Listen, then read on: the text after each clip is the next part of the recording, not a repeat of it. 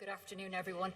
My name is Clare Walsh, and I'm delighted to be here today, really to share with you, I guess, reflections on what is a work in progress. So the toolkit is not complete by any stretch of the imagination, but it is, I want to describe some of the things and some of the steps that we've taken to get us to where we are today, and that's really what I'm hoping to do in the next 5 minutes.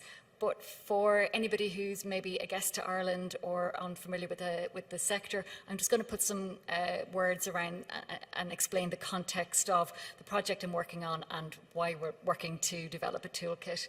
So I work in the RPL in a higher education project. It's a part of a human capital initiative project which has 23 other projects.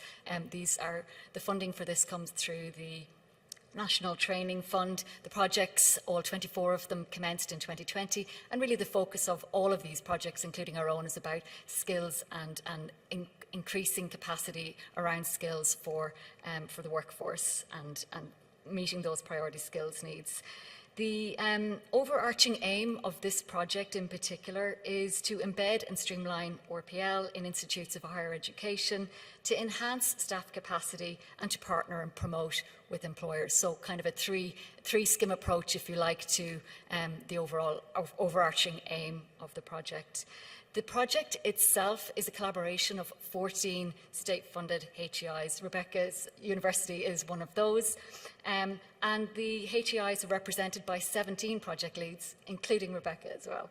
So our project leads implement the project on the ground. And it's important to give you this context because it will help understand where we are going with the development. So one of our goals is to create a toolkit, a national toolkit, designed to meet the needs of higher education staff and to address also contextual variations in institutional RPL practice to be accessible, universal and integrated. So that's really what we're trying to do. Now, it's not a simple thing to do because we know RPL practice, culture and support procedures can vary from institution to institution, not to mention between departments within an institution and even individually. The needs of RPL applicants and learners may also be highly context dependent, coupled with the fact that every institution, department, team and individual has a different idea of what accessible, universal and integrated resources a toolkit should include. So it's quite a complex environment, quite a complex undertaking. So these two factors alone do kind of pose some challenges in creating a national toolkit.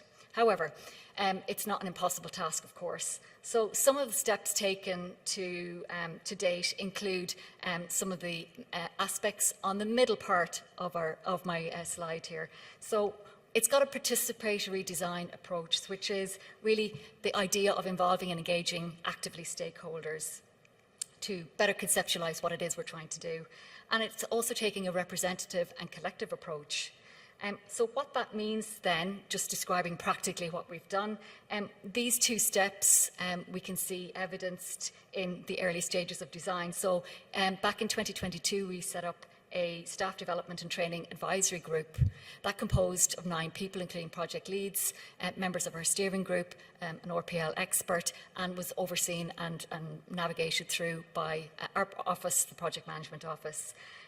3 meetings were held, and really the output from those 3 meetings was to come up with what could be described as a blueprint. So what exactly is it that's needed?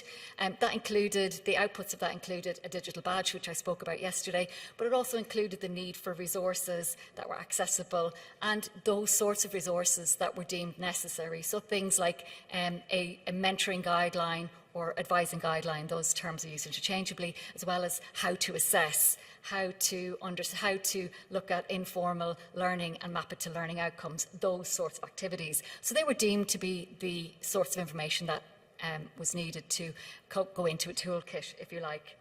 So that gave us the groundwork for what we needed to do. We then moved into a second working group, a toolkit working group, if you like, and I'm going to look at Rebecca again. My lovely colleague here, Rebecca, is also a member of that working group. So that was established in August 2023 and included 6 project leads. Rebecca is one of those.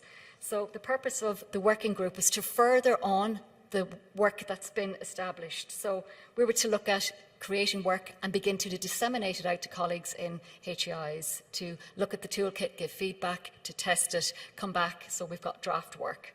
So we also created an evidence base of existing resources and approaches to assessment and mentoring. So from the PMO, we pulled together sets of information and resources that are all evidence-based and work in other places. So pulling that information together, drafts were then created and circulated out to colleagues with feedback coming. So where we are now, we have a working group that have created a short guideline for advising or mentoring, but also working on an assessment guideline as well. So that's really bringing in the lived experience and a focus on how to do things. So where are we now? As of now, our HEI partners have also created sets of their own resources. So we hope to bring in their information that's been created on the ground. So there's a number of HEIs with learner guidelines, assessment guidelines for staff. So that information is also being created on the ground. So what we want to do now is try and collate all the different feedback, the various pieces of information that have been developed on the ground, and pull all that information together to show best practice of what's actually working on the ground, what our colleagues on the ground also think. We will take a universal design for learning approach to make sure it's accessible and integrated. We will then hopefully take it to the stage of a pilot and then formally launch our toolkit. So that, in essence, is a summary of what's happened and what we plan to do. And I hope, Rebecca, I've well represented our project leads in that work. So thank you very much.